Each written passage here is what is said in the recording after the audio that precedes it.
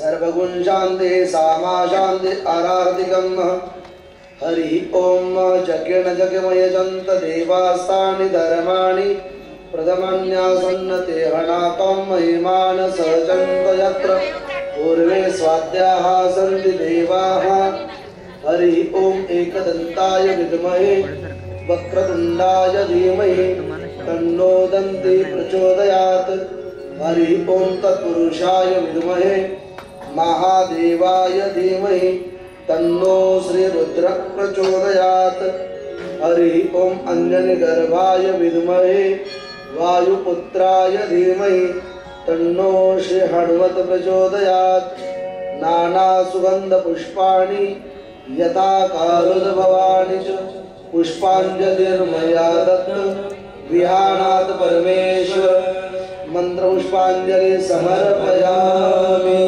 बोल वृंदावन बिहारी लाल की जय, सद्गुरुदेव भगवान की जय, श्रीमद् भागवत महापुराण की जय, शाकंभरी नवरात्र महोत्सव की जय।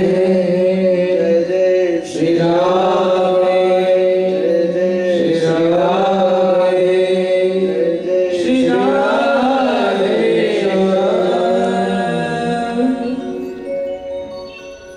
काल महाराजांनी आपल्याला पुढे सरकायला सांगितलं। हरि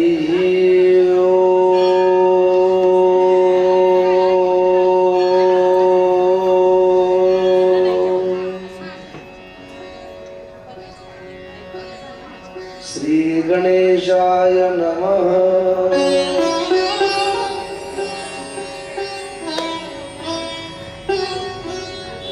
श्री सरस्वते नमः।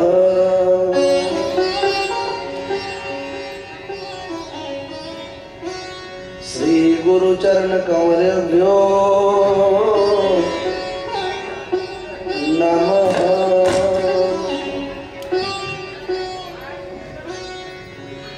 वक्रतुंड महाकाय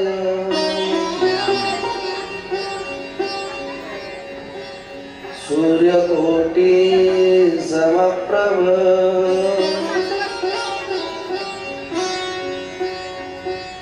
निर्विघ्नं कुरु मे देव सर्वकार्येषु सर्वदा।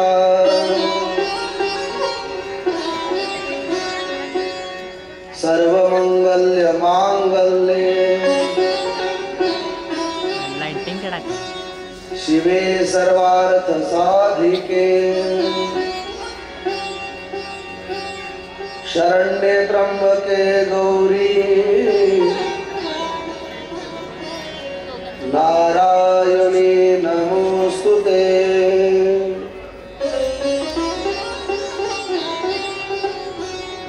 वसुदेव सुतं देवं कंसचाणूरमर्दनम्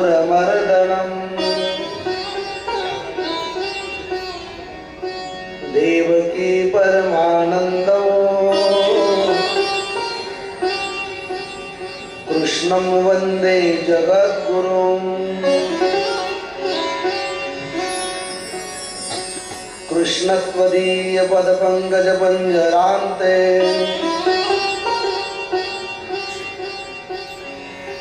अद्यैव मे विशतु मानसराजहंसे। प्राणप्रयाण समय कफवातपिते कंठावरोधन विधौ स्मरणं कुतस्ते।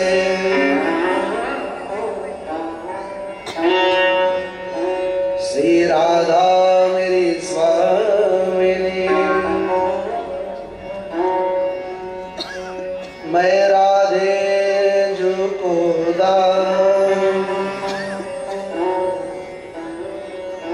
जन्म जन्म मुह दीजियो श्री वृंदावन को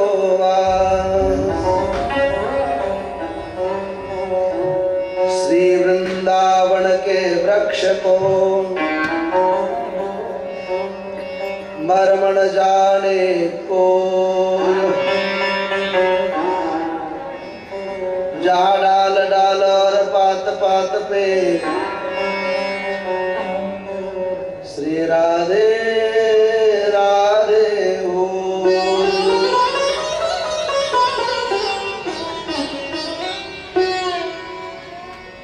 जय जय श्री राधा रमण।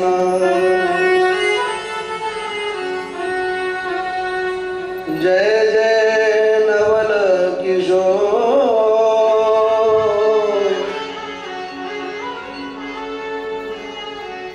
जय गोपी चित्त चोर प्रभु।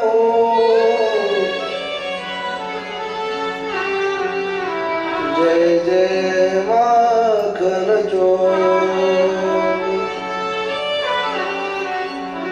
जय जय माखन चोर।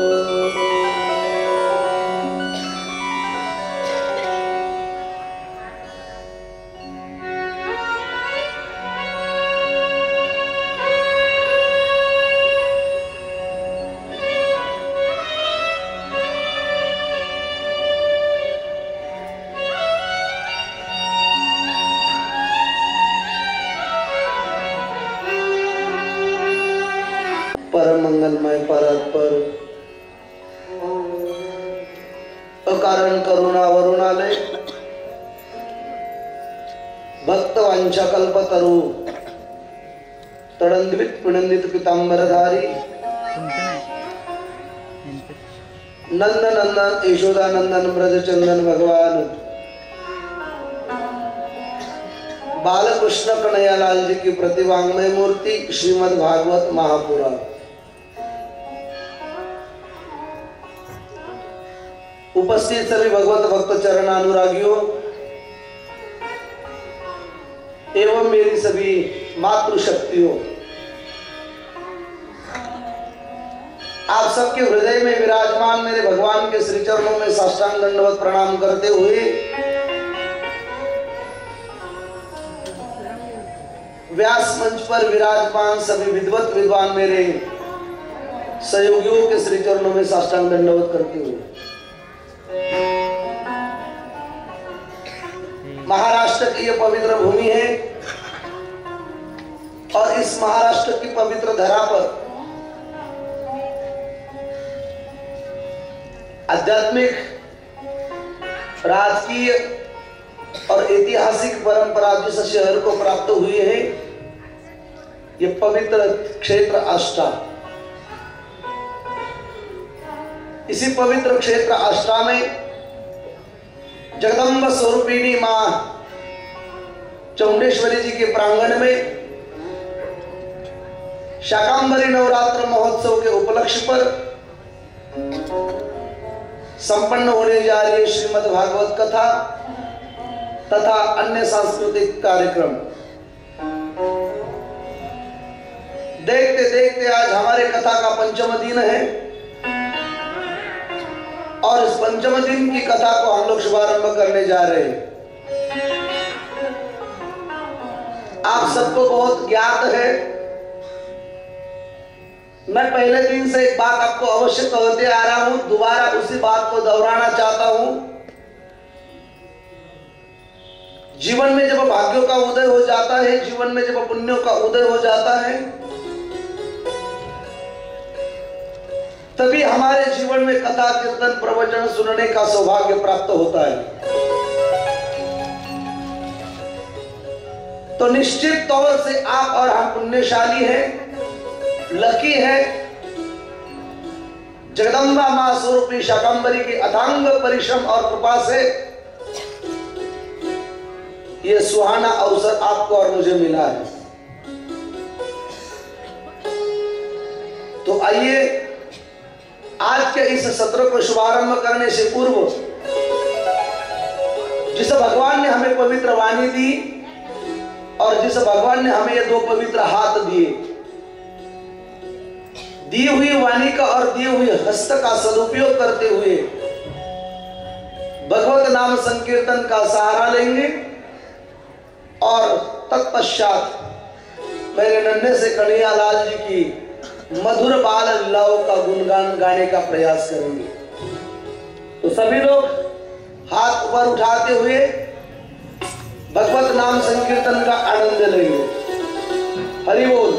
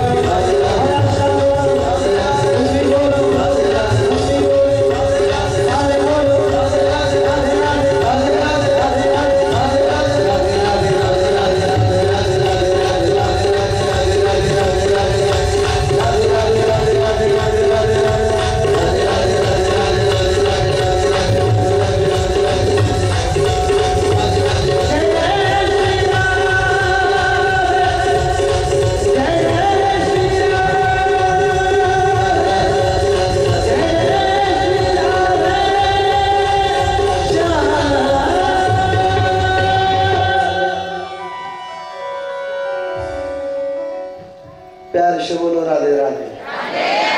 जरा जोर से बोलो ना, और जोर से बोलो। आज के पंचम दिन के सत्र को हम लोग शुभारंभ करने जा रहे हैं।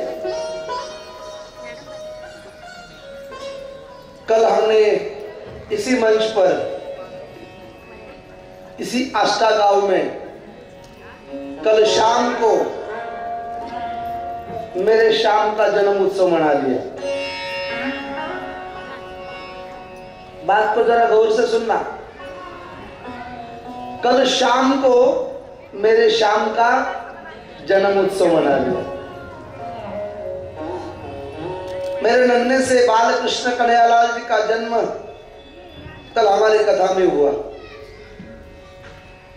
राजा परीक्षित जी ने जो तीव्र इच्छा जिज्ञाई कि गुरुदेव, मेरे दादा पर दादाओं की जिस परमात्मा ने सेवा की, उस परमात्मा की जन्म की कथा मुझे सुननी है।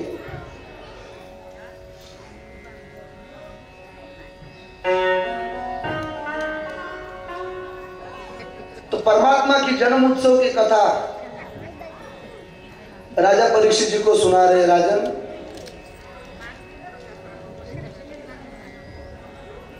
जो परमात्मा कभी जन्मा ही नहीं, जो अजन्मा है, जिसका कोई रंग नहीं, रूप नहीं, उसी परमात्मा ने कल मां देवकी के गोद में कंस के कारागृह में जन्म लिया। पैर से बोलो राधे राधे। इसकी भी भाव कथा हमने बहुत प्यारी सुनी।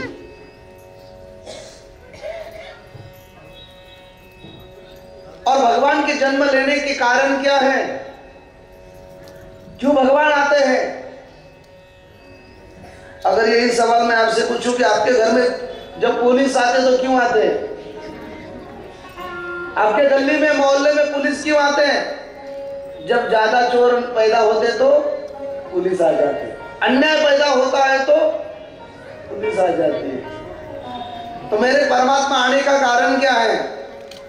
तो श्रीमद् भगवद गीता में स्पष्ट रूप से कहा है, यदा यदा ही धर्मस्य ग्लानिर्भवति भारत परित्राणाय साधूनां विनाशाय च दुष्कृतां धर्म संस्थापनार्थाय संभवामि युगे। जब इस धरती पर अधर्म बढ़ने लगता है, धर्म की हानि होती है, तब तब मेरे परमात्मा विविध अवतार लेके जन्म लेते हैं।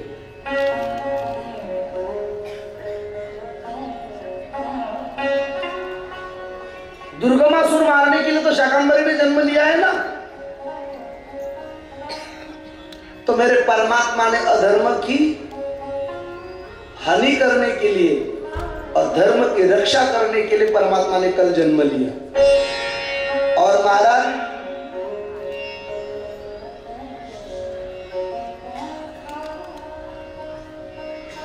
कल जैसे ही मेरे कन्हैया ने यहां जन्म लिया, तो हमने इतनी धूमधाम से आनंद मनाया कि पूछो मत।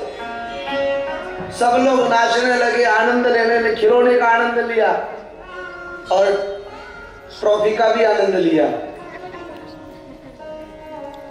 कल तो ऐसा महसूस हो रहा था कि मानो हम आष्टा में नहीं, साक्षात गोकुल में। कोई देखा नहीं कि कोई बुजुर्ग है, कोई छोटा है, कोई माता है, कोई सास है, कोई बहू है, ये सब भूल गए थे। कल एक के सामने एक नाच रहे थे। तो नंदकर आनंद भयो जय कन्हैया, हाथी दीनो घोड़ा दीनो और दीनो पाल की जय कन्हैया। ये कल हमने आनंद मनाया। अच्छा, राजा परीक्षित जी को सुखदेव जी कह रहे, राजन, जैसे मेरे नंद बाबा के आंगन में मेरे परमात्मा ने जन्म लिया, आपको महाराज जरा थोड़ी ये कथा रिपीट जाके मुझे कहो। कल तो आपने ये कहा था कि ठीक रात के 12 बजे मथुरा के कारागृह में मेरे भगवान पैदा हुए। बिल्कुल। तब उनके माता पिता थे वसुदेव और देवकी। लेकिन कंस के डर के मारे मेरे वसुदेव जी ने मेरे कन्हैया को टोकरी पर डालकर गोकुल में जहां नंदराज विराजमान रहते थे और यशोदा मैया उनकी आंगन में वहां छोड़ के आए और वहां से माया को उठाकर फिर कारागृह में आए। तो कल आपने चमत्कार देखा होगा, जैसे मेरे भगवान ने वसुदेव जी से कहा कि बाबा मैं जब छोटा बनूंगा आप मुझे उठा लेना। जब वसुदेव जी ने कहा था लाला तो उठा तो लूंगा, लेकिन हाथ में जो बेड़िया है, पैरों में जो बेड़िया है, उसका क्या? कन्हैया ने कहा चिंता मत करो बाबा, आप उठाने का प्रयास करो, ये ऑटोमेटिक खुल जाएंगे। और वही हुआ। और दूसरा चमत्कार, जैसे गोकुल में छोड़ आए, माया को अपना लिया और फिर बंधन में बंधे। फिर द्वारपाल जगे। परीक्षित जी ने पूछा गुरुजी ऐसा क्यों हुआ? जब भगवान ने अपने पिता वसुदेव से कहा कि मुझे सिर पर उठाओ, तो ये उठा लिया तो बंधन खुल गए। भगवान को छोड़ाए, माया को अपना लिया तो बंधन बन गए।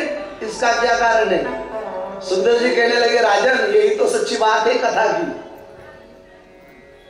जो इंसान भगवान को अपना लेता है, भगवान को अपने सिर पर बिठा लेता है, उसके दुनिया के सारे बंधन ऑटोमेटिक छूट जाते हैं।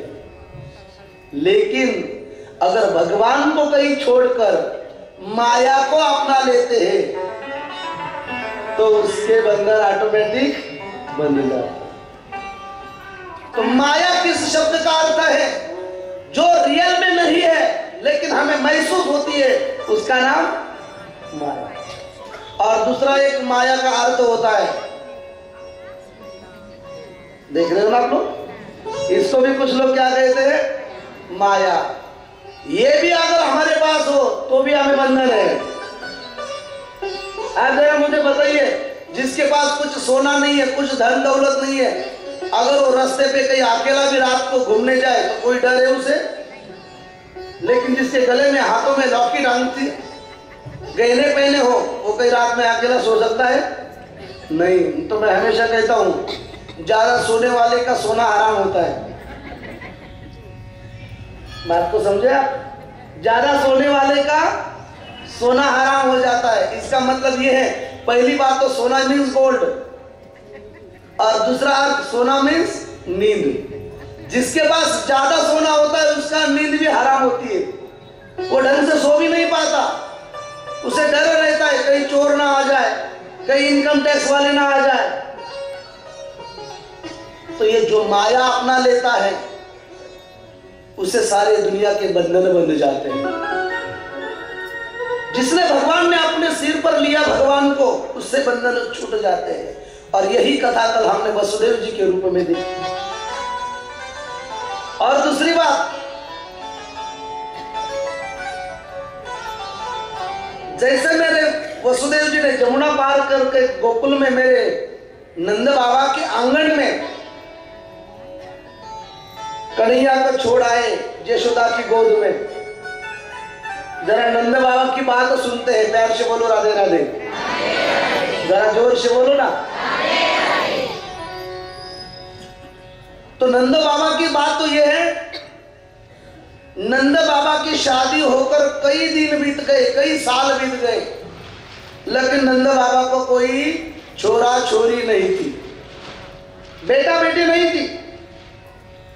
एक दिन नंद बाबा ने ब्राह्मण देवताओं को बुलाकर गोपाल सहस्त्र नाम का पाठ करवाया और ब्राह्मण देवताओं से कहा कि मुझे ऐसा कोई मंत्र बताओ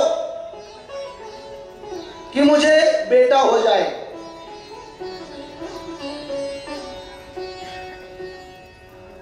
ब्राह्मण देवताओं ने कहा कि नंद बाबा हम आपको मंत्र देते हैं और इस मंत्र का अगर आप जाप करोगे तो आपको लाला हो जाएगा, बेटा हो जाएगा। नंद बाबा खुशी के मारे मंत्र ले गए, जमुना जी के तट पर जाके मंत्र का जाप करने लगे। देखते देखते यहां यशोदा मैया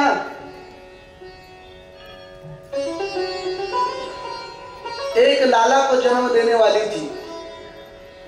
अभी नंद बाबा को खुशी तो मिल गई कि मुझे कुछ ना कुछ होने वाला है, गुड न्यूज है, लेकिन 9 महीने 9 दिन की भी राह नहीं देखी जा रही है।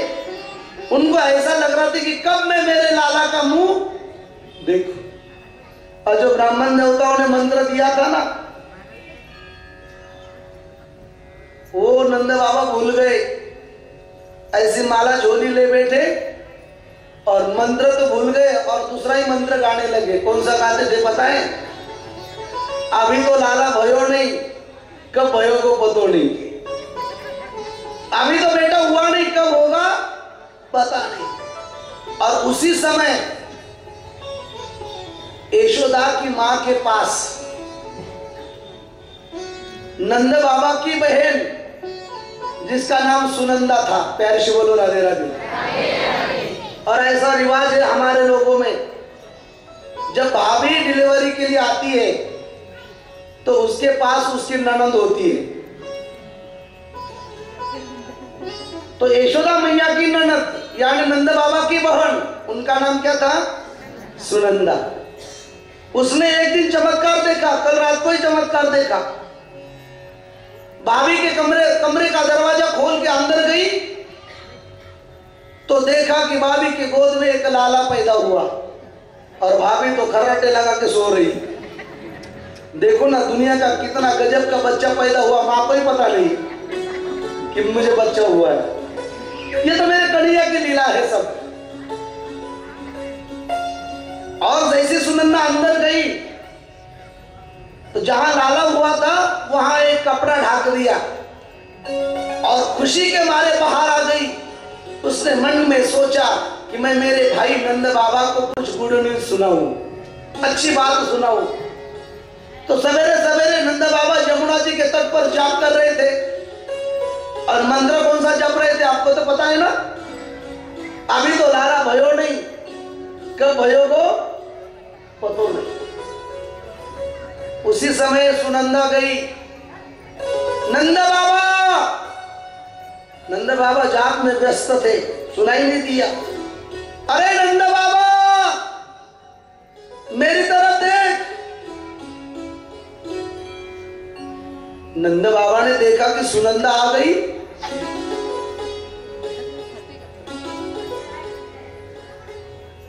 हाँ कहे बहना, बता क्या बात है? अरे नंद बाबा बधाई हो। नंद बाबा खुश हो गए, बधाई हो किस बात की? बाबा तेरे लिए गुड न्यूज है। बहना तू बता तो सही। अब ये सुनंदा नाम की जो बहन थी ना नंद बाबा की, ये बड़ी होशियार थी। उसने कहा बाबा गुड न्यूज बताने से पहले तू ये बता कि तू मुझे क्या देगा, तू बता मुझे क्या देगा। ये बहन भाई का प्यार होता है ना। अब नंद बाबा ने कहा बहना तुझे जो चाहिए वो मैं दे दूंगा, तू पहले बता क्या हुआ। अब सुनंदा ने और कुछ मांगना चाहिए ना माताओं, लेकिन ये ननंद जो होती है ना, ननंद, ये बड़ा कार्टून प्राणी होता है घर में। हाँ, बड़ा विचित्र होता है। रहती है उम्र से बड़ी छोटी, लेकिन उसे बहुत इज्जत देनी पड़ती है माताओं को। किसी की गंगा जमुना ये होती है ननद की, लेकिन उसे बड़े प्यार से कहना पड़ता, आइए आप बैठिए। प्यार से बोलो राधे राधे, जरा जोर से बोलो ना।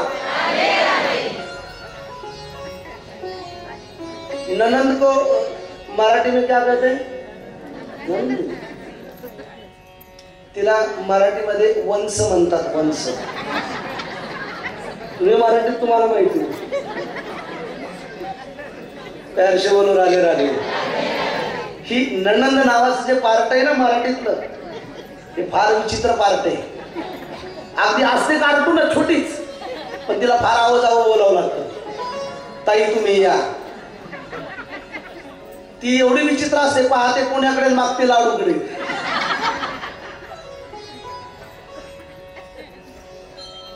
पण तिला इज्जत द्यावी लागते, कारण ती आपल्या पतीची कोण आहे? बहीण. पण नणंद शब्दाचा अर्थ किती गोड आहे बघा ना. जी कधीच आपल्या भाऊजाईला घेऊ देत नाही आनंद, तिचं नाव नणंद. फार विचित्र कार्टून आहे संसारातले. सुनंदा म्हणाली, दादा मला काय देणार ते पहिले सांग, मग मी तुला सांगते आनंदाची बातमी, गुड न्यूज काय.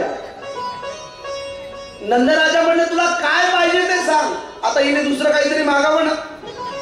ही म्हणली, वहिनीच्या गळ्यातला नवरत्नाचा हार पाहिजे. म्हणजे वहिनीच्याच गळ्यावर डोळा यायचा.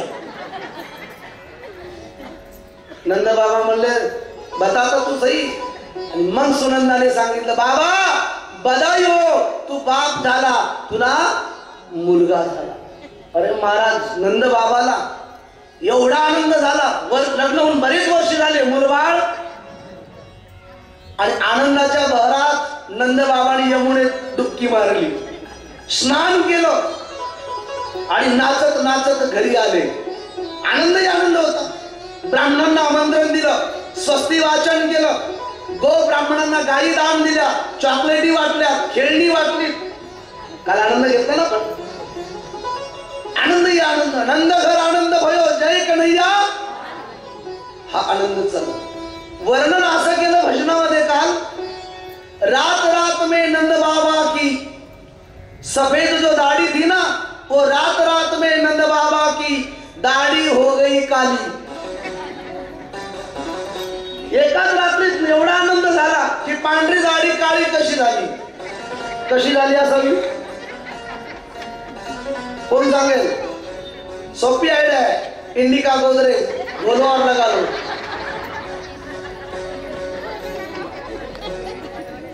रात रात में नंद बाबा की दाढ़ी हो गई काली. आणि आनंदही आनंद चालू. मला एवढा आनंद चालू की नंद बाबाच्या त्या राजवाड्यातला आनंद घेण्यासाठी आजही मन भरलेलं नाही. मग कसा आनंद चालू होता? सर्वांनी हात वर करा.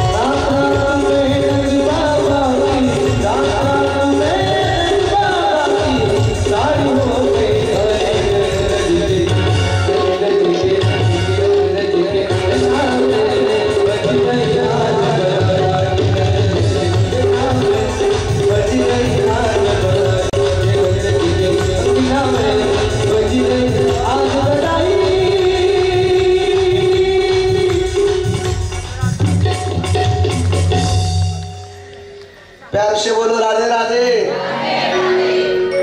जरा जोर से बोलो राधे राधे।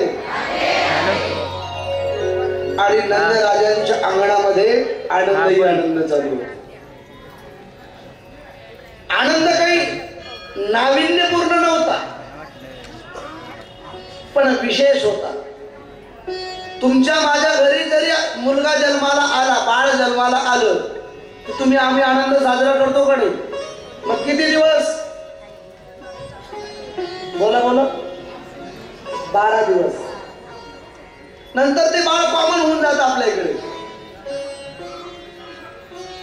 पण राजा परीक्षितीला सुखदेवजी सांगतात, राजन, नंद बाबाच्या अंगणामध्ये माझ्या परमात्म्याने जेव्हा जन्म घेतला ना, तेव्हापासून लगातार 6 महिन्यापर्यंत घरी कुणाला जेवायलाच नव्हतं। सर्वांनी नंद बाबाच्या वाड्यात जेवायला यायचं, रोज आनंद घ्यायचा, तिन्ही टाइम। पण जेवणाची व्यवस्था अशी होती, ज्याला जे पाहिजे ते। काय काय होतं माहितीये का? तुम्ही माझ्या पाठीमागे म्हणायचं, मी पुढे म्हणेन, नंदघर आनंद भयो जय कन्हैया, हाथी दिनो घोडा दिनो और दिनो पालकी जय कन्हैया। खाण्यासाठी काय होतं? बूढ़ेन को लापसी, जवानन को लड्डू पेड़ा, बूढ़ेन को लापसी जय कन्हैया। बूढ़ेन को लापसी, जवानन को लड्डू पेड़ा। लापसी माहिती का तुम्हाला? तुमच्या भागात आहे का? जवळची लापसी असा पदार्थ आहे। लापसी असा पदार्थ आहे, तो जर जिभेवर ठेवला ना, फक्त लापसी बनवणारा आचारी चांगला पाहिजे। जर जिभेवर ठेवला ना, तो नॉन स्टॉप आत जातो, त्याला स्पीड ब्रेकर नाहीये। फक्त तो बनवता आणि गुळात बनवायला फार मजा येते। बूढ़ेन को त्याला चावायची गरज नाही। और जवानन को लड्डू पेड़ा, लड्डू कसा होता है? कठीण असतो ना, कडक, म्हणून जवानन को लड्डू पेड़ा, बूढ़ेन को लापसी जय कन्हैया। अच्छा, येण्या जाण्याची व्यवस्था काय केली होती? बूढ़ेन को पालकी, जवानन को हाथी घोड़ा, बूढ़ेन को पालकी जय कन्हैया। जे बूढ़े बूढ़े होते त्यांना कशाची व्यवस्था होती? पालकी। और बूढ़े जवानन को हाथी घोड़ा। जरा याला आपण बदलतो रूप देऊया, बदलतो रूप। बूढ़ेन को स्कॉर्पियो, जवानन को बुलेट। कारण जुन्या लोकांना बुलेट चालवता येत नाही ना, मग त्यांच्याकडे स्कॉर्पियो। प्यार से बोलो राधे राधे, जय कन्हैया लाल।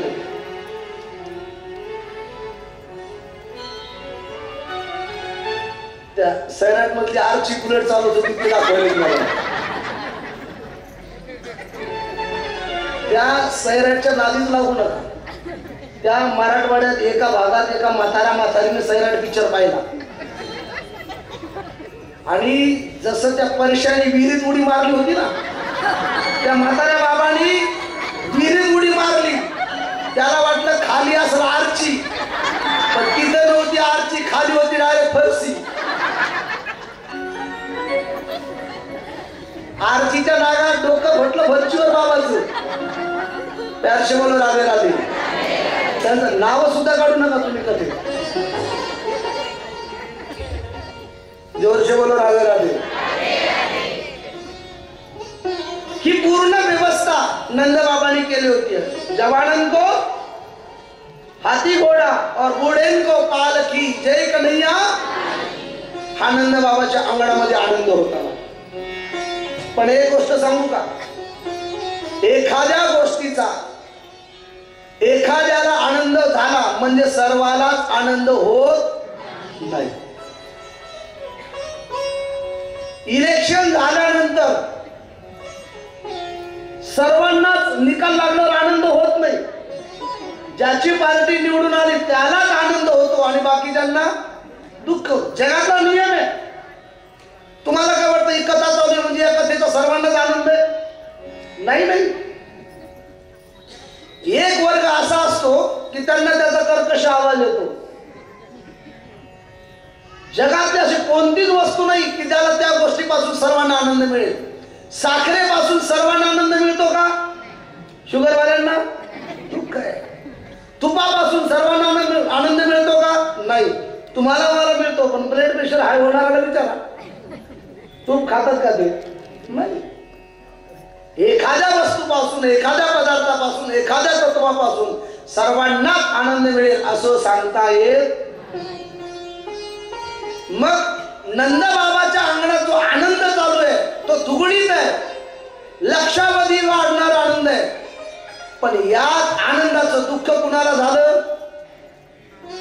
काल ऍडमिट केले होते आपण बापट डॉक्टरांच्या दवाखान्यात. कुणाला? श्रीमान कंस मामा. त्यांना डिस्चार्ज मिळाला आणि ते आपल्या मथुरा नगरीत आले. आल्यानंतर जेव्हा त्यांनी कालची आकाशवाणी ऐकली, हे दुष्ट कंस, तू क्या मुझे मारेगा? तुझे मारने वाला तो मेरे से पहले पैदा.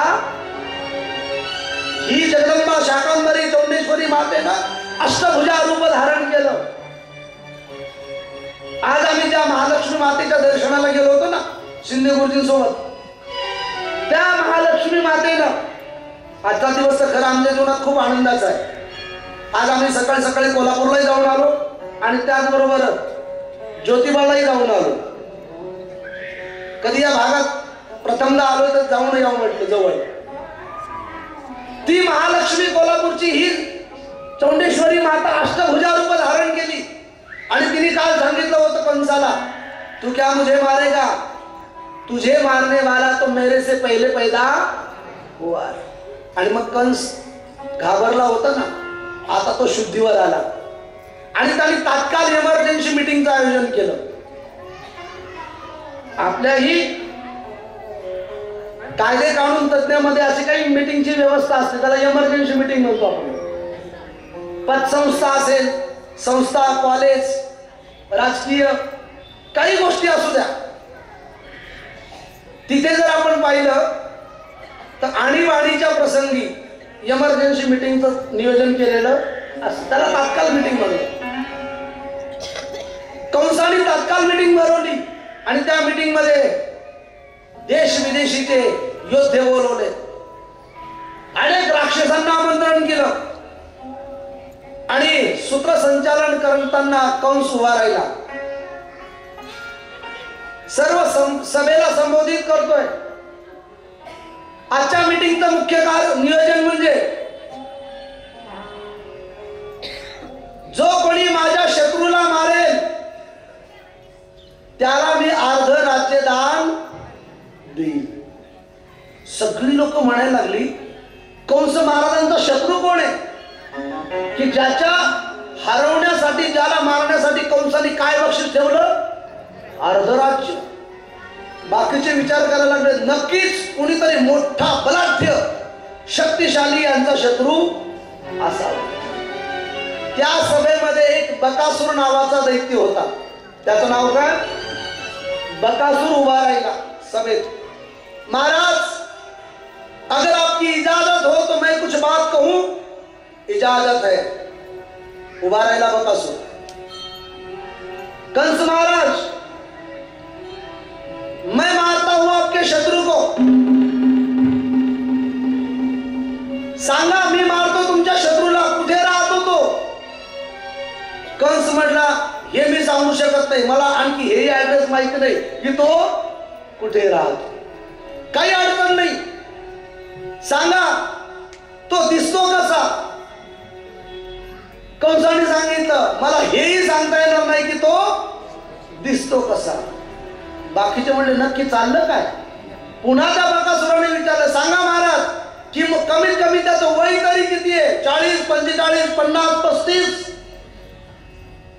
कंस म्हणला, एवढं वय नाही हो त्याचं, कालच जन्माला आलंय पोरग. कधी? कालच. काल जन्माला आलेला पोरग माझा शत्रू म्हटलं की बाकीचे बसलेले म्हणले, नक्की कंसाच्या गोळ्या संपल्या. गोळ्या संपणे करतात तुम्हाला माइंड इफेक्ट. येरवाड्यातच आणला बाहेर. अरे काल जन्माला आलेलं मुलगा कधी शत्रू होऊ शकतं? नक्की कंसाच्या डोक्यावर परिणाम झाला. पण राजा पुढे काही बोलता येत नाही. बकासूर म्हणला लहान मुलांना आम्ही कसं मारू शकतो? तो खाली बसला. पुन्हा कंसाने आरोळी ठोकली. आहे का कोणी माझ्या शत्रूला मारणार? तेवढ्यात त्या सभेमध्ये विराची आरक्षणवाले सीट बसलेलं होतं. आरक्षण म्हणजे ओबीसी मध्ये नाही म्हणत मी, यांच्या डिपार्टमेंटचं. तुम्हाला हे आरक्षण आहे ना राजकारणात? किती टक्के? 50%. तुमचं एक सीट बसलेलं होतं तिथे, तुमचं प्रतिनिधित्व करणार. तिचं नाव काय? तिचं नाव आहे बकी. कारण ती बकासुराची सख्खी बहीण आहे. ती उभी राहिली आणि तिने सांगितलं कंस महाराजाला मी मारते तुमच्या शत्रूला. बाकीचे सगळे म्हणले अगं बकी तू कसं काय मारू शकतेस?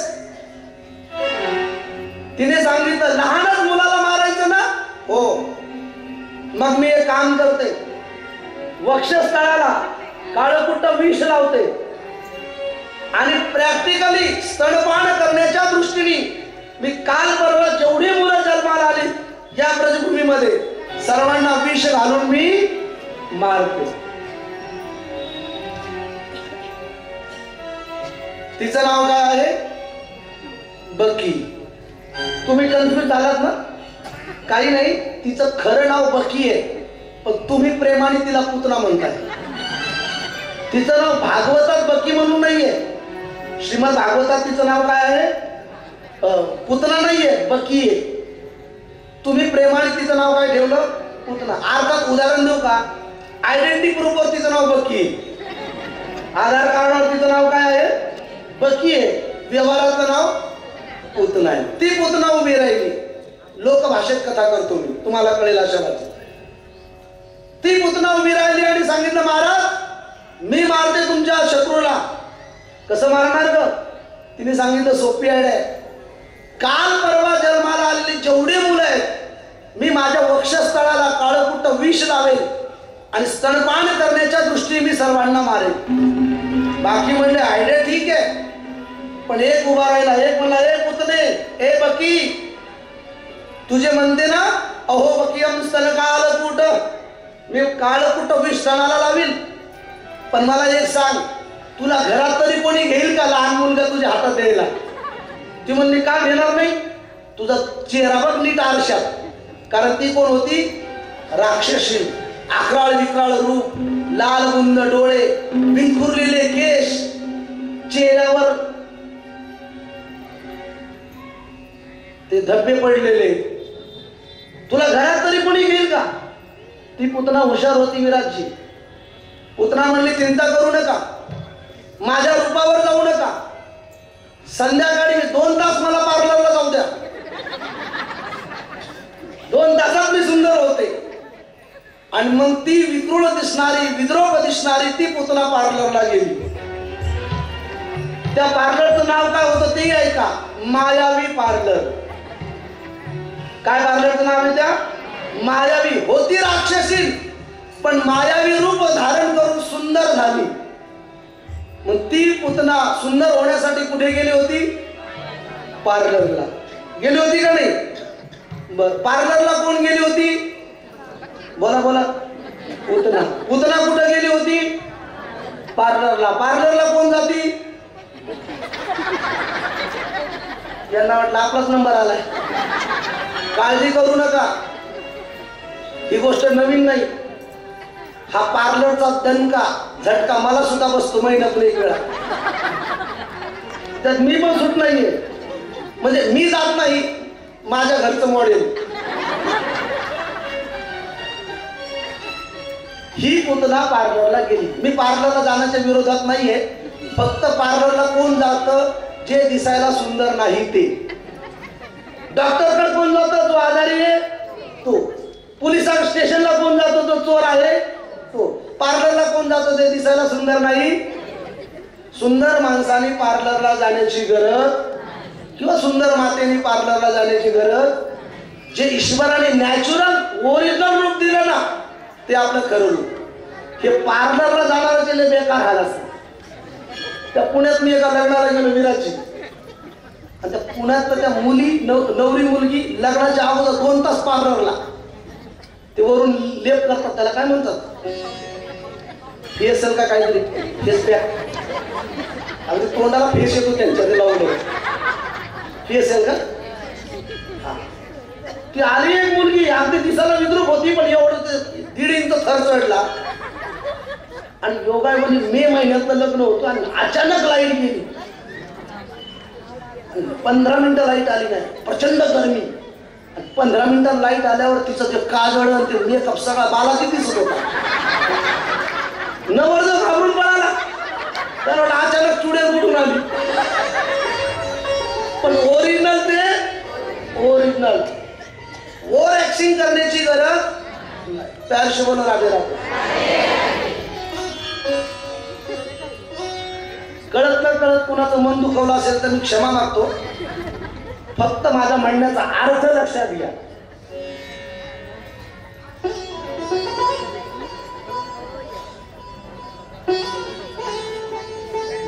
प्यारशी बोलो राधे राधे। ती पुतना मायावी पार्लर मध्ये गेली आणि अतिशय सुंदर, अतिशय देखणी झाली, मायावी रूप धारण केलं, आणि मग तिने आपल्या वक्षस्थळाला काळकुट्ट विष लावलं। ती विद्रूप दिसणारी पुतना जेव्हा ती मायावी रूप धारण करून अतिशय सुंदर दिसत होती, तर ती कशी दिसत असावी कल्पना केली का तुम्ही? इमेजिंग कशी दिसत असावी माहितीये का? मी अशी कल्पना केली, जी विद्रूप असणारी पुतना मायावी रूप धारण करून एवढी सुंदर दिसत होती, एवढी सुंदर दिसत होती की ती कशी दिसत असावी याची जर कल्पना करायची असेल, इमेजिंग करायची असेल, तर एक मराठी पिक्चर सांगतो, तो आठवा। त्या पिक्चरचं नाव आहे फॉरेनची बाटली। करंट लागला का? त्याच्यात ती नटी जशी दिसत असावी तशी ही दिसत असावी असा माझा दावा नाही। कल्पना करायला काही अडचण आहे का? डुप्लिकेट कधी पण ओरिजिनल पेक्षा चांगलं दिसत असतं। जगात तुम्ही अनुभव घ्या, डुप्लिकेट कधी पण ओरिजिनल पेक्षा चांगलं दिसतं। तुम्ही अनुभव घ्या, सोन्यापेक्षा बेल्टेक्स कधी जास्त चमकतं। ओरिजिनल सोनाराला विचारा की तुम्ही वापरणाऱ्यांना विचारा, सोन्यापेक्षा बेल्टेक्स कधीही जास्त चमकदार दिसतं, पण दोघांची किंमत सारखी होत। ओरिजिनल जर सोनार असेल ना तर तो लगेच ओळखेल की याने डुप्लिकेट घातलंय। ओरिजिनल व्यक्ती दिसायला जरी मध्यम दिसत असेल पण त्याचं ओरिजिनल तत्व कायम राहतं। ही पुतना दिसायला सुंदर दिसत होती मायावी रूप धारण करून, आणि तिने नमुन्यावारी प्रॅक्टिकली छोटे छोटे बाळ मारले स्तनपान करून, आणि हा आनंदाचा आवाज येत होता, नंदघर आनंद भयो जय कन्हैया। या गोंधळात शिरली कोण? बोला कोण? पुतना बकी, अहो बक्यम स्तन काल कुटः। ह्या गोंधळात ती बकी गेली आणि तिने एका गवळणीला गोपीला विचारलं, का ग बाई इथे काय चालू आहे? तिनं तिच्याकडे पाहिलं, पाहतच राहिली नवीन मॉडेल कोण आहे। आणि होतं कधी कधी आपल्या शहरात, आपल्या कॉलनीत जर नवीन एखादं कोणी आलं ना तर माणसं त्याच्याकडेच पाहत राहतात। तू कुठली आहेस ग? नाही काय चाललं काय ते सांग। अगं तुला माहिती नाही का, यशोदेला बाळ झालं। ती म्हणे अच्छा अच्छा, हा मला माहिती। ही डुप्लिकेट माणसांना फार बुद्धी लावतात। तिने जाणू दिलं मी नवीन आहे इथं, आणि मग ती यशोदा शोधत आली, यशोदा। आणि मग ही जिने नऊवारी साडी घातलेली होती, नाकात नथनी होती, नटून खटून आलेली समजायच्या बाळाची आई, तिच्याकडे गेली, यशोदे असा आवाज दिला। यशोदा तिच्याकडे पाहिलं ना, यशोदा म्हणली बोल ग। यशोदेने पाहिलं, ती तिच्याकडे पाहत राहिली। अगं यशोदे मला ओळखलं का? कोण म्हणती? बोला बोला। बकी म्हणजे पुतना, पण तुम्ही प्रेमाने पुतनाच म्हणा तिला। कारण पूतना शब्दाचा अर्थ जिला पूतना, पूत म्हणजे मुलगा नाही, जिला मुलाची माया दया नाही तिचं नाव पूतना. मला ओळखलं का? यशोदा म्हणजे व्यस्त होती. ती म्हणली अगं मी ओळखलं नाही. अगं तुला मुलगा झाला मला कळालं म्हणून मी आली. मग ती म्हणली एवढे होती कुठं? ती म्हणली अगं मी अमेरिकेला शिकायला होती, विजाच मिळत नव्हता, कसा बसा मिळाला, मी तुला मुलगा झाला म्हणून बघायला आली. यशोदा मैया भोळी होती, मी कालच बोलून गेलो ना. तिने सांगितलं काही हरकत नाही बहिणा, काही हरकत नाही. मग बाळ कुठे बाळ? यशोदा म्हणली अगं बाळाला मी आताच आंघोळ घातली, नाऊ घातलं आणि पाळण्यात झोपायला टाकलं. प्रायः जगातील सर्व मुलं आंघोळ केल्यावर काय करतात? झोपतात. यशोदाही म्हणली मी बाळाला आंघोळ घातली आणि पाळण्यात झोपायला टाकलं. माझे कन्हैया पाळण्यात होते, पण मनातल्या मनात म्हणत होते माझी आई किती भोळी आहे. ही माझी मावशी आली मेकअप करून मला भेटायला आणि तिला म्हणते की कन्हैया पाळण्यात झोपलाय, मी झोपा काढायला का कथे थोडा बसलोय. आणि माझ्या कन्हैयाने पाळण्यातच रडायला सुरुवात केली. पाळण्यातला रडण्याचा आवाज हळूहळू स्वरात पुतणेच्या कानावर गेला. पुत्र म्हणते यशोदे बाळ रडतंय बघ पाळण्यात.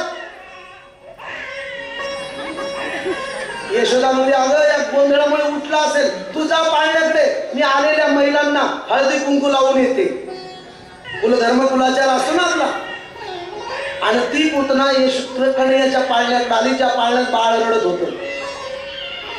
चमत्कार बघा, जसं कन्हैया पाळण्यात रडत असताना पुतना जवळ आली आणि पुतनेनं बाळाला पाहिलं आणि बाळाने पुतनेला पाहिलं, रडणं बंद झालं.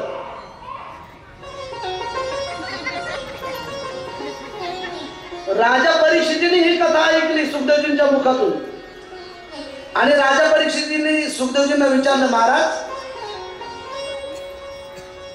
खरंच सांगा ही पुतना एवढा मेकअप करून आली होती कन्हैयाला भेटायला आणि या बाळाने पुतनेला पाहिलं आणि डोळे बंद केले, याचं कारण काय? बरोबर आहे. राजा परीक्षितीने सुखदेवला सांगितलं राजन ऐका. सुखदेवजी म्हणतात राजन ऐका, माझ्या कन्हैयाने पुतनेला पाहून डोळे बंद का केले? हा भागवतातला एका श्लोकातला एवढाच विषय. किती? एकच वाक्य एवढं भागवतातलं. या एवढ्याच वाक्यावर माझ्या 2 मित्रांनी PhD केली. भागवतातला एक एक श्लोक PhD करावा, प्रबंध लिहावा, एवढा विशाल ग्रंथ भागवत आहे. आणि त्यांनी त्या PhD मध्ये कन्हैयाने डोळे बंद का केले याचे 1008 कारण लिहिले. किती हजार? 1008 की कन्हैयाने पुतनेला पाहून डोळे बंद का केले, फक्त एवढेच कारण. आणि हे जर एवढाच विषय मांडायचा म्हटलं तरी आपल्याला किती दिवस लागतील? 7 दिवस. पण मी त्यातले जे अभ्यासले, तो जो ग्रंथ मी वाचला, त्यातले ठराविक मुद्दे मी तुम्हाला सांगेल आणि पुढे जाईल. त्यामध्ये एक कारण सांगितलं साधू संतांनी की कन्हैयाने डोळे का बंद केले. त्याचं मुख्य कारण असं आहे, माझ्या कन्हैयाने माझ्या भगवंताने विचार केला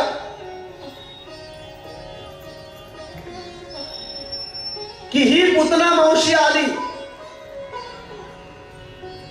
मला वक्षस्थळाला विष लावून आली आणि आता मला ही काही मिनिटांनंतर ती विष पाजणार आहे. पण कन्हैया म्हणले विष पिणे का डिपार्टमेंट तो अपना नहीं है, विष खाण्याचं डिपार्टमेंट आपलं नाही. मग हे कोणत्या देवाचं आहे? अष्टलिंगेश्वर अर्थात महादेवाचं.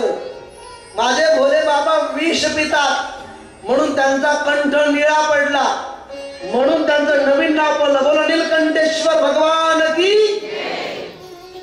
म्हणून माझ्या कन्हैयाने डोळे बंद केले आणि भगवान भोले बाबाचं स्मरण केलं. कारण 1 नंबर. एक कारण झालं. कारण 2, डोळे का बंद केले?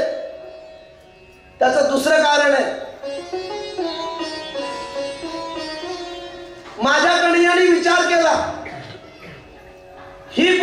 मावशी वक्षस्थळाला विष लावून मला मारायला आली, पण मी ठरवलं होतं जन्म घेईल गोकुळात. काय खाण्यासाठी? माखन मिसरी खाण्यासाठी, माखन लोणी खाण्यासाठी. पण इथे तर मला पाहायला सुद्धा मिळालं नाही. आणि काय खाण्याची वेळ आली? विष.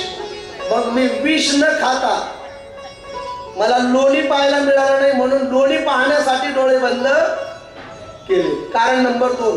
कारण नंबर 3, डोळे का बंद केले? माझ्याकडे यांनी विचार केला, मी जन्माला आलो मृत्यू लोकात. कुठे जन्माला आलो? मृत्यू लोकात. कशासाठी? माती खाण्यासाठी. काय खाण्यासाठी? आपण ही माती खाल्ली का नाही लहानपणी? जन्माला आलेलं प्रत्येक बाळ काय खातं? माती खात. कणियाने विचार केला की मी माती खायला आलो आणि जन्माला आल्यानंतर मला इथे माती खायला संधी मिळाली नाही. मग माती खाण्याच्या अगोदर मला काय खाण्याची वेळ येते? विष. आणि माती मी का खाणार होतो? कारण मातीचं दुसरं नाव आहे पृथ्वी. मातीचं दुसरं नाव काय आहे? पृथ्वी. आणि पृथ्वीचं दुसरं नाव आहे क्षमा. क्षमा धात्री. माझ्याकडनं काही अपराध होऊ नये म्हणून पृथ्वीला क्षमा मागण्यासाठी भगवंताने डोळे बंद. किती कारण झाले? कारण नंबर 4, डोळे का बंद केले? कन्हैयाने विचार केला, ही वक्षस्थळाला विष लावून आली मला मारण्यासाठी. बर येई नका, काही बिघडत नाही. पण ही नातं मात्र फार शुद्ध लावून आली माझ्याशी. नातं हिने फार पवित्र लावलं. नातं काय लावलं? माझ्या आईला म्हणे मी तुझी लांबची बहीण आहे. म्हणजे माझ्या आईची बहीण म्हणजे माझी कोण? मावशी. आणि नियम असा आहे, आईपेक्षा जास्त मावशीवर प्रेम असतं. एक म्हण आठवते का तुम्हाला? माय मरो पण मावशी पुरो. म्हणजे मावशीवर. बरं ही म्हण का माहितीये का? कारण मावशी आली की पहिलं हात घालते पिवशी. पिवशी शब्दाचा अर्थ पर्स. पिवशी हा जुना शब्द आहे, अगदी अगदी फार जुना शब्द आहे. आता नवीन नवीन पिवशीचं रूपांतर कसं झालं? पर्स मध्ये. म्हणून मावशीवर अधिक प्रेम असायचं. कण्या म्हणे नातं फार शुद्ध लावलं मावशीचं. आली तर खरी विष घालून मारायला, पण मारे नका मला, पण मी मरणार नाही. मीच उलट हिला मारणार. पण नातं शुद्ध असल्यामुळे हिला मी नरकात पाठवणार नाही, हिला मी वैकुंठात पाठवणार. आणि हिचं वैकुंठातलं तिकीट रिझर्वेशन करण्यासाठी माझ्याकडे याने डोळे बंद केले. कारण किती झाले? 5. कारण नंबर 6, डोळे का बंद केले? माझ्याकडे याने विचार केला, काळजी करू नका, 1008 कारण नाही सांगणार, शॉर्टकट मध्ये पुढे जा. खरी भागवत कथा सांगायला मजा तेव्हाच ते ऐकणारे ताकदीचे पाहिजे. एका एका सब्जेक्टवर 7-7 दिवस बोलण्याची संधी द्यायला पाहिजे. तेव्हा मजा येते कथा सांगायला. आणि हसणं, गाणं, खेळणं, नाचणं हे कुणी पण करते, जनरल आहे. म्हणजे जाणकार लोक असतात त्याला मार्मिक कथा करणं फार फार कठीण आहे. प्यार से बोलो राधे राधे. जरा जोर से बोलो ना. कारण नंबर 7, डोळे बंद का केले? माझ्याकडे आणि विचार केला, ही माझी मावशी मायावी रूप धारण करून आलेली राक्षसी. हिचं हे ओरिजिनल रूप आहे का? बोला बोला, तुम्ही थोडं बोलत राहा. हिचं ओरिजिनल रूप आहे का? नाही. मग हे रूप कसं धारण केलं तिने? मायेनं. आणि भगवान म्हणतात, मी जर माझे डोळे उघडले तर हिचं ओरिजिनल रूप प्रकट होईल. माझ्या पुढे हिचं डुप्लिकेट रूप टिकणार. सोनारा पुढे डुप्लिकेट दागिने टिकत नाही, तसं माझ्या पुढे हिचं ओरिजिनल रूप टिकणार नाही. आणि जर मी माझे डोळे उघडले तर माझ्या आईचं पीओपी केलेलं घर खराब होईल, हिच्या धिप्पाड अशा शरीराने. म्हणून माझ्याकडे आणि डोळे बंद कारण माझे कन्हैया आहेत मायापती. भगवान कोण आहेत? मायापती.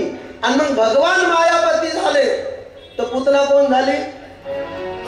हा, मायापतीच्या विरोधात काय? हा, भगवान मायापती तर पुतना कोण? विराजी. विराजी म्हणतात मायावती. खरं आहे ना? भगवान मायापती तर पुतना मायावती. मायावती म्हणजे उत्तर प्रदेशातली नाही, हे पुतना सांगतोय मी. मायापती भगवान तर मायावी मायावती ही पुतना झाली. माझ्या कन्हैयाने डोळे बंद केले. अधिक वेळ न घेता कारणांना इथे स्टॉप देऊया. कन्हैया मावशीने मांडीवर घेतला, तिच्याकडे पाहते पण त्याने डोळेच बंद करून घेतले. शेवटी यशोदा महिलांना हळदी कुंकू लावायला गेली. नियम आहे ना आपल्याकडे, कुणी महिला आली की आपण त्यांना हळदी कुंकू लावून बिदाई देतो. तेवढ्यात यशोदा मैयाची येण्याची वेळ झाली आणि माझ्या कन्हैयाने मावशीला इशारा केला, ओ मौसी, मेरी माँ आने का समय हुआ, तुझे जो तेरा काम कर रहे वो कर लो, नाहीतर माझी आई आल्यावर तुला वेळ मिळणार. मग तिने कन्हैयाचं रूप पाहिलं. आता मला पुढची दुसरी कथा सांगायची होती. कन्हैयाने तर तिला पाहून डोळे बंद का केले याचे कारण सांगितले, पण पुतणीनं कन्हैयाला पाहून विष पाजायचं का विसरली याचे पुन्हा 108 कारण आहेत. त्यातलं एक मुख्य कारण सांगतो आणि पुढे जातो. त्या पुतणीनं विचार केला, हा परमात्मा योगी याच्या ध्यानात ध्याता नातुडसी, तो परमात्मा माझ्या मांडीवर आहे, त्याचं पाहिलिया रूप वेद लागे, म्हणून ती विसरली होती. हे कारण सांगतो बस. कन्हैयाने तिला इशारा केला, मावशी आपलं काम म्हणालो, आणि मग ती जागेवर आली. तिची दुष्टबुद्धी जागृत झाली. दुष्टबुद्धी जागृत झाल्यानंतर तिने आपल्या कन्हैयाच्या मुखामध्ये वक्षस्थळ दिलं. जसं लहान मुलाला आई स्तनपान करते ना, कन्हैयाने तिचं विष भगवान भोले बाबाच्या साह्याने पिलं. तिचं रक्तही प्राशन केलं, तिचं दुग्धही प्राशन केलं, विषही प्राशन केलं. एवढंच नाही तर तिचे पंच प्राण माझ्या कन्हैयाने ओढून घ्यायला सुरुवात. ती घाबरली. मुंचताम मुंचताम मुंचताम, हे कृष्णा सोड सोड सोड. कन्हैया म्हणला, मावशी आपण धरत नसतो, धरलं की सोडत नसतो. मुंचताम मुंचताम मुंचताम, सोड सोड सोड. कन्हैयाला घेऊन जे पळाली गावाच्या बाहेर, ती पाड असं ओरिजिनल रूप प्रकट झालं आणि एका बगीच्यामध्ये जाऊन पडली. हो पुतना मर्दन भगवान की. पुतनेचा काय झाला? वध. अख्खा आवाज झाला. सगळी घाबरली, सगळी आवाजाच्या दिशेने पळत होती. फक्त पुतना पाळण्याच्या दिशेने पळत होती, कारण आई आहे. सगळ्याचं लक्ष आवाजाकडे, पण पुतनेचं लक्ष पाळण्याकडे. बाळ दिसेनासे झालं. पुन्हा ती व्याकुळ झाली. आणि मग पुतनेनं पाहिलं, यशोदे मैयाने पाहिलं, धिप्पाड असं शरीर पुतनेचं, आणि तिच्या अंगावर माझे कन्हैया खेळतायत. असं सांगतायत श्लेष अलंकार, श्लेष अलंकार असं सांगतायत की शिडी लावून पुतनेच्या अंगावरून कन्हैयाला काढलं. हा श्लेष अलंकार. श्लेष अलंकार ज्याला कळतो त्याला. शिडी लावून कन्हैयाला खाली काढलं. आणि मग यशोदा मैयेने कन्हैयाला गोमूत्राने स्नान घातलं. गायीच्या शेपटीने झाडा केला. झाडा पद्धत माहितीये का तुम्हाला? नजर काढणे, झाडा.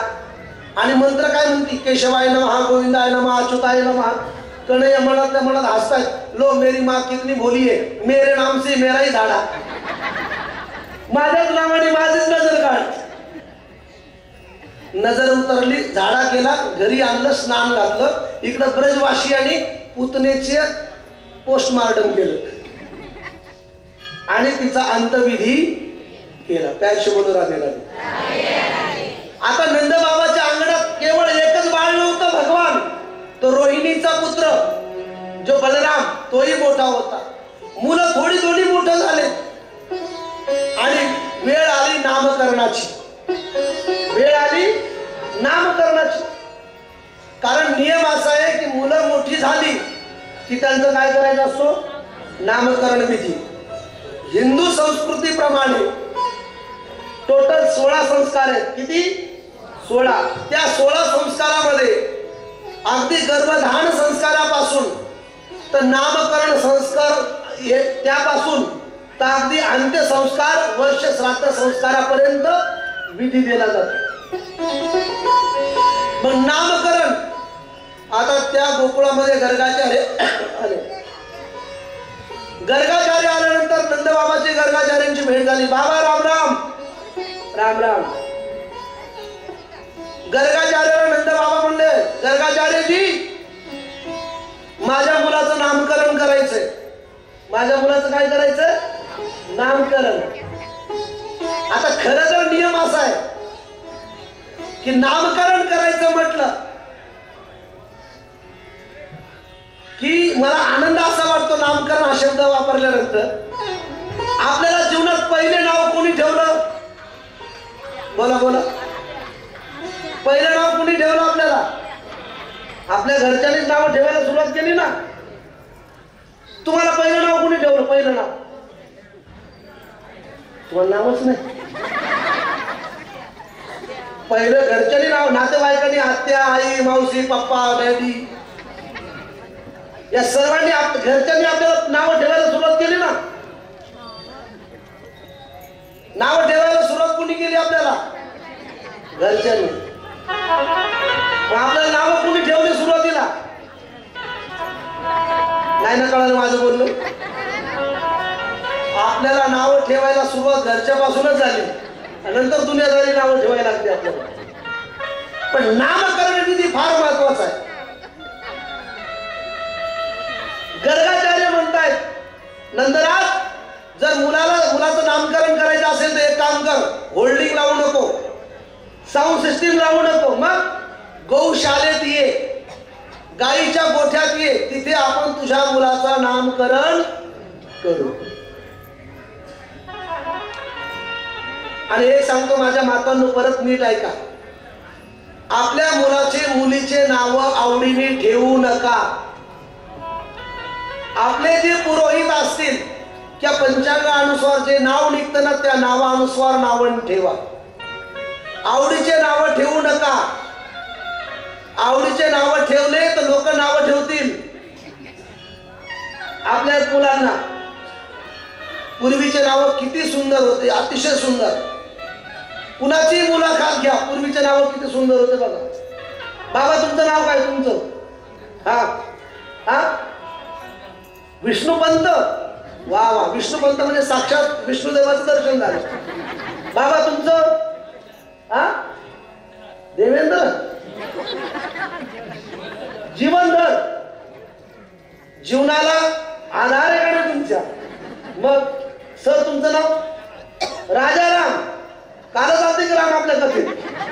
किती गोड नाव आहे बघा. बाबा तुमचं? केशव म्हणजे माधव. बरं आधी तुमचं नाव काय? हा कमल. आजच मी कमलच फुल वाहिलं देवीला. तुमचं नाव? हा आनंदी. आनंदी. आनंदीकडे जिकडे तिकडे आनंदी. किती सार्थक नाव आहे. आणि हल्लीच्या जर मुलींना किंवा मुलाला नावं विचारले ना की त्यांचे नाव काय असतं माहितीये का? भावड्या, दाद्या, पिंट्या. आणि मुलीचे छकुली. आणि एक तुम्ही असं विचित्र कार्यक्रम पाहिला, एका मुलीचं नाव ठेवलं छकुली. आपल्यात नाही ना कोणी छकुली? छकुली ठेवलं विराटची नाव. मला आनंद वाटला. छकुली हे नाव ठीक आहे हो छकुली, पण कुठपर्यंत? छकुली आमची 5वीला गेली. बरं वाटलं. छकुली कितवीला गेली? 5वीला. योगायोगाने छकुली मॅट्रिकला गेली. 10वी झाली. आनंद वाटला. छकुली योगायोगाने कॉलेजला गेली. कोण? छकुली. योगायोगाने छकुलीला स्थळ चांगलं आलं आणि छकुलीचं लग्न. कुणाचं लग्न झालं? योगायोगाने छकुलीलाही छकुला झाला. कुणाला? छकुलीला. योगायोगाने छकुलीचा छकुला 10वीला गेला आणि त्याचंही कॉलेज झालं आणि त्याचंही लग्न झालं. कोणाचं? छकुलीच्या छकुल्याचं. आणि छकुलीला सून आली. योगायोगाने छकुलीच्या छकुल्याला छकुला झाला, तरीही छकुली. आणि काळांतराने छकुली 70 वर्षाची झाली आणि दचकली. दचकली शब्द कळतो का? गेली, डिलीट झाली, फॉर्मेट. ते पत्र लिहिणारा किती समस्या. ते पत्र लिहिणारे बघा किती छान लिहितात. आपणास कळविण्यात अत्यंत दुःख होते की आमच्या इथे छकुलीचं निधन झालं. वय वर्ष 70. मी म्हणलं 70 लिहि नाही तर छकुली लिहि. 70 वर्षाची कुठे छकुली असते? नावात काहीतरी सार्थकता असली पाहिजे. प्यारशे बोलो ना जरा जोरशे बोलो ना, और जोरशे बोलो. नावामध्ये काहीतरी सार्थकता पाहिजे. म्हणून आपल्या मुलाची नावं कधीच मनाने ठेवायची. आमच्या घरात एवढी भांडणं आहेत नावं ठेवायला. आत्या एक म्हणती, मावशी तिसरंच काढती. बरोबर आहे का? इलेक्शन व्हायची वेळ येते, काय नाव ठेवायचं मुलाचं. म्हणून पंचांगानुसार जे नाव निघेल त्या अनुसार मुलांची नावं ठेवली पाहिजे. गर्गाचार्य म्हणले, नंदबाबा गौशाळेत घेऊन ये, तुझ्या मुलाचं नामकरण करू. आता नंदबाबाच्या अंगणात नंदबाबाची पटराणी यशोदा आणि वसुदेवाला कारागृहात कंसाने ठेवल्यामुळे कारागृहाची एक पहिली पत्नी वसुदेवाची, तिचं नाव रोहिणी, ती सुद्धा राहायला कुणाकडे होती? नंदबाबाकडे. ती रोहिणी. रोहिणीचं एक बाळ आणि यशोदेचं एक बाळ. दोघांचंही नामकरण करायचं.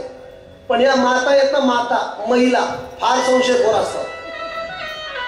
महिला फार संशयखोर असतात, कुणावरही संशय घेतील. या यशोदा मातेनं आणि रोहिणीला एक संशय आला. नंदबाबा म्हणले ना, हे रोहिणी यशोदे, गर्गाचार्य फार मोठे ज्योतिषी आले, त्यांची ज्योतिषचं नाव खूप मोठं आहे, त्यांच्या मुखातून आपल्या मुलांचे नामकरण ठेवायचं. रोहिणी म्हणली, दीदी, कारण यशोदा माझ्या मोठी होती ना. रोहिणी म्हणली, दीदी खरंच बाबा मोठा ज्योतिषी आहे का? आपण परीक्षा घेऊ. कोणी ठरवलं? या दोघींनी. महिलांचा उलटा कार्यक्रम असतो, श्रद्धा बी जास्त असते आणि शंका बी. माझी विनंती महिलांना, मातांना, आयुष्यात कधी शंका घेऊ. संशयासारखं जगात पाप दुसरं मोठं कोणावरच घेऊ नका. कारण ज्ञानेश्वर महाराजांची ज्ञानेश्वरी वाचा, संशयामुळे थोर आणि पाप नाही घोर, विनाशाची वागून प्राण्याशी. संशय प्रमाणाच्या बाहेर वाईट. पुण्यामध्ये वकील माझे शिष्य आहेत. ते जेव्हा माझ्याकडे येतात तेव्हा मला म्हणतात, गुरुजी 99% घटस्फोटाचं कारण काय असेल? तर पती पत्नीचा एकूण एकावर असणारा संशय प्रमाणाच्या बाहेर. म्हणून माझी विनंती आहे मातांना, कधीच आपल्या नवऱ्यावर संशय घेऊ. कारण संसार जो चालतो तो कशाने? विश्वासाने चालतो. म्हणून कधी संशय घेऊ नाही. आणि एक गोष्ट सांगू का तुम्हाला, तुम्ही संशय घेऊन सुद्धा उपयोग, यांना जसं वागायचं तसं वागत आहात. त्यामुळे टेन्शन घ्यायचं. मला एक गोष्ट आठवली. एक बाई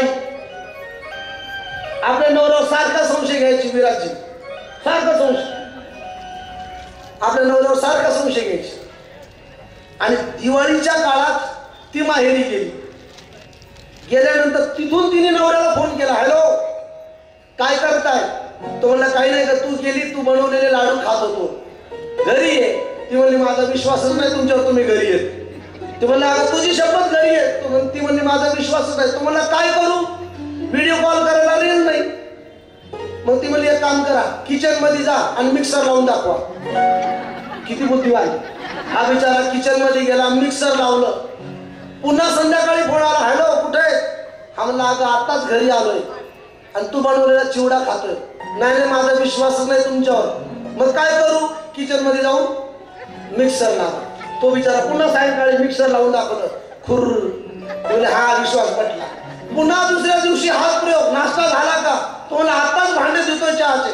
ते म्हणले नाही, मिक्सर लावून दाखवा. हा सकाळी दुपारी संध्याकाळी एकच काम, किचन मध्ये जायचं मिक्सर लावायचा, किचन मध्ये जायचं मिक्सर. ही पत्नी हुशार, तिला वाटलं आपल्या नवऱ्याला सरप्राईज द्यावी आणि 4-5 दिवसानंतर न सांगता घरी आली आणि बेल वाजवली. तिचं 8 वर्षाचं पोरग दरवाजा उघडला आणि ते पोरग म्हणलं आई मम्मी तू कशी काय आली न सांगता फोन करता? ती म्हणली बाळ्या तुला तुझ्या पप्पाला सरप्राईज. पप्पा कुठे? तो म्हणला काय माहिती, 4-5 दिवस झाले मिक्सर घेऊनच गायब आहे.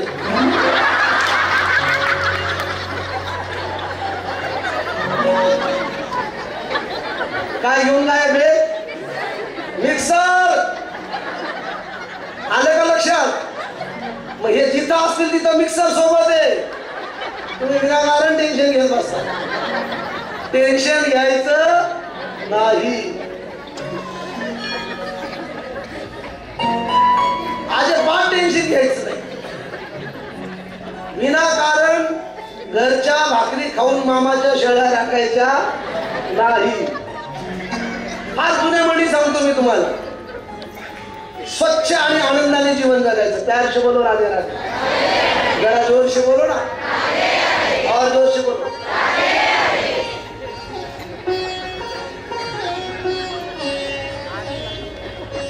यशोदा मैया आणि रोहिणी मातेनं संशय घेतला की बाबा ज्योतिषी आहे का. नंद बाबा म्हणले बाई चला लवकर. नंद बाबांनी आवाज दिला. या दोघींनी आयडिया काय केली? आयडिया परीक्षा घ्यायची बाबाची. यांनी काय केलं? रोहिणीचं बाळ यशोदेच्या हातात दिलं आणि यशोदेचं बाळ रोहिणीच्या हातात दिलं. बाबाच्या हातात जीचं बाळ पहिलं जाईल, बाबा खरा असेल तर ओळखल, नाहीतर बाबाचं भांड उघड. आता मोठी कोण होती? यशोदा मैया. तिच्या हातात कुणाचं बाळ होतं? गोशाळेत गेले, गर्गाचार्य बसलेले होते. यशोदा मैया पुढे. गर्गाचार्य म्हणले यशोदे ला तेरे लाला को दे दे. मग यशोदेनं बाळ दिलं. ते कुणाचं होतं? हे फक्त तुम्हाला मला दोघीलाच माहिती, बाकी कुणाला माहिती नाही. यशोदेनं बाळ दिलं गर्गाचार्यांच्या मांडीवर.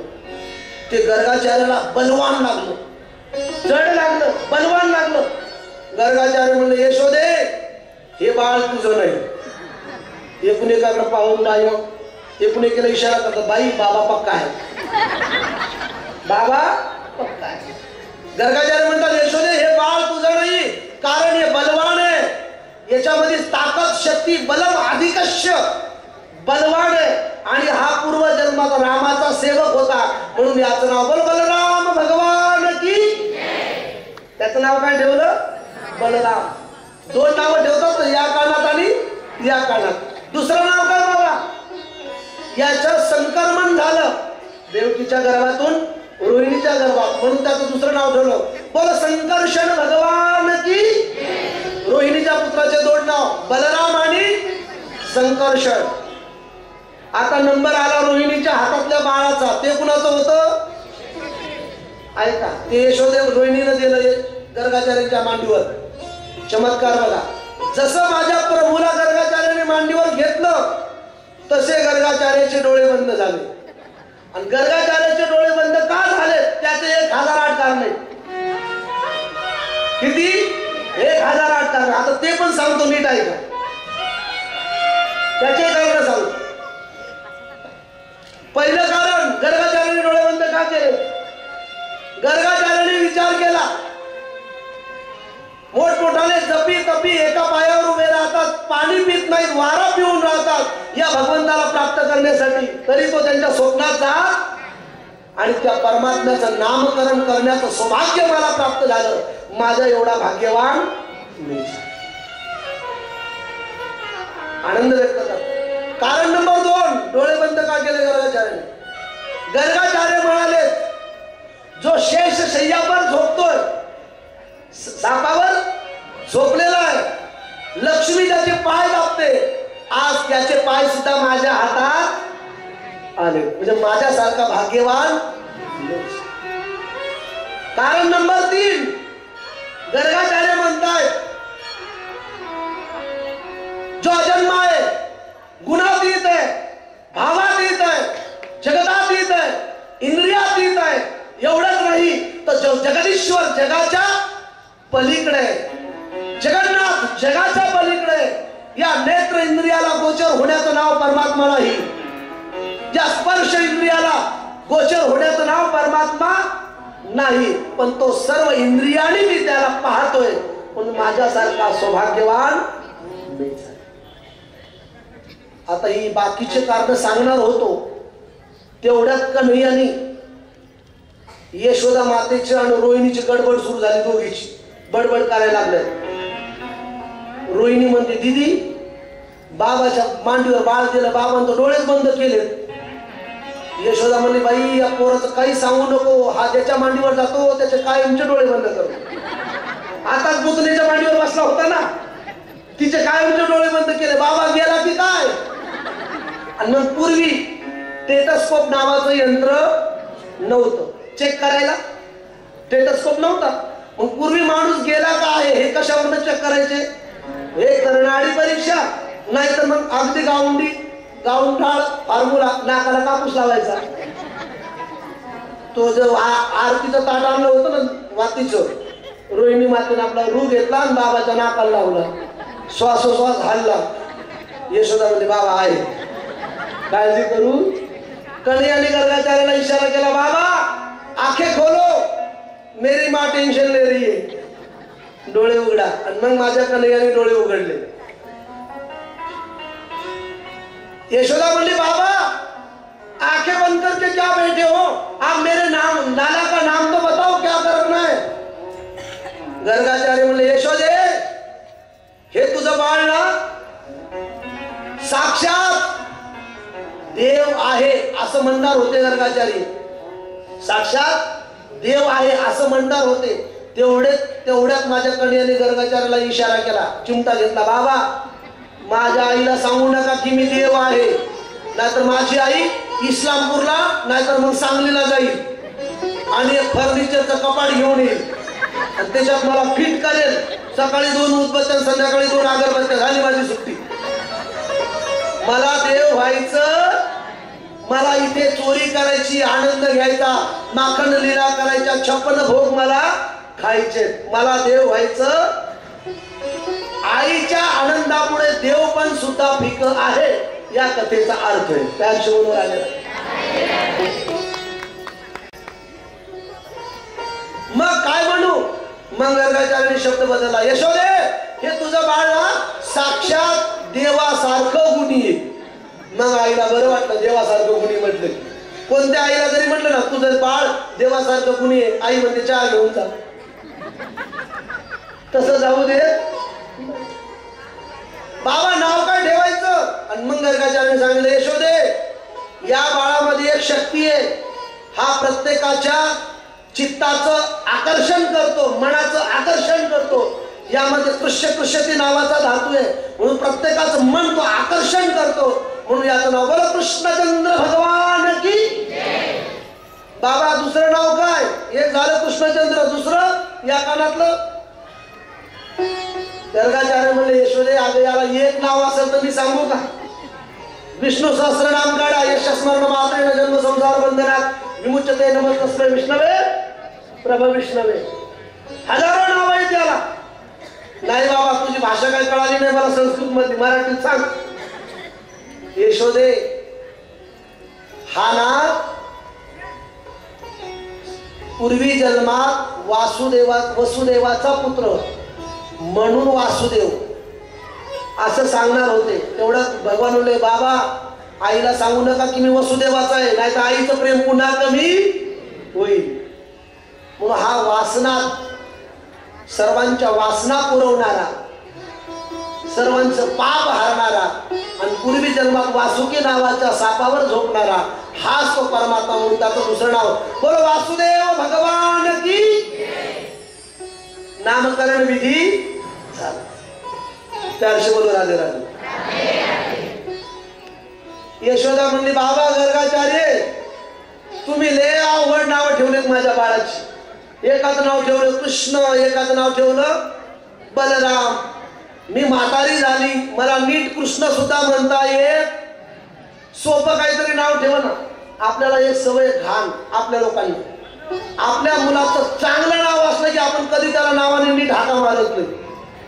आपल्या मुलाचं नाव गणेश असलं गणेश, आपण त्याला कधीच गणेश म्हणता गण्या आपणच म्हणतो गणेश. यशोदा म्हणे कृष्ण लय अवघड नाव झालं बाबा, सोपं काहीतरी म्हण.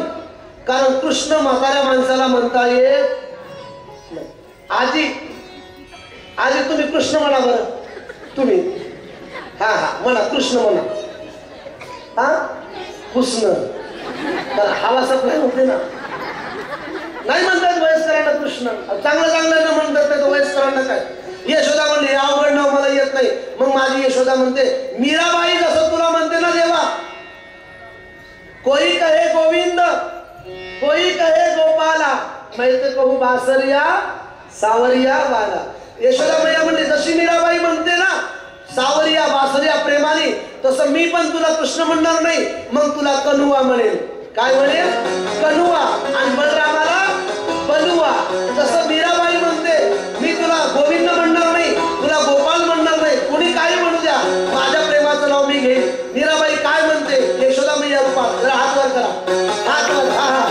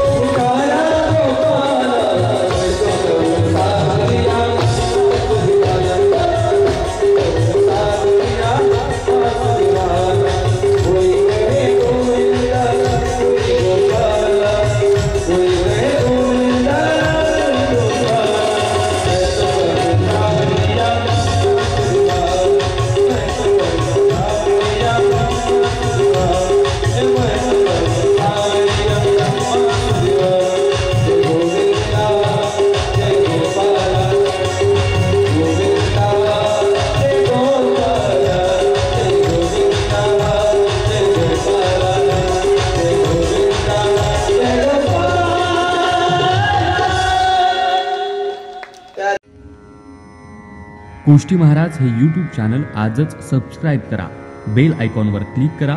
शुद्ध सांप्रदायिक चाली, कीर्तनं, प्रवचनं, कथा, पारायणं असे वारकरी संप्रदायाशी संबंधित व्हिडिओ पहा.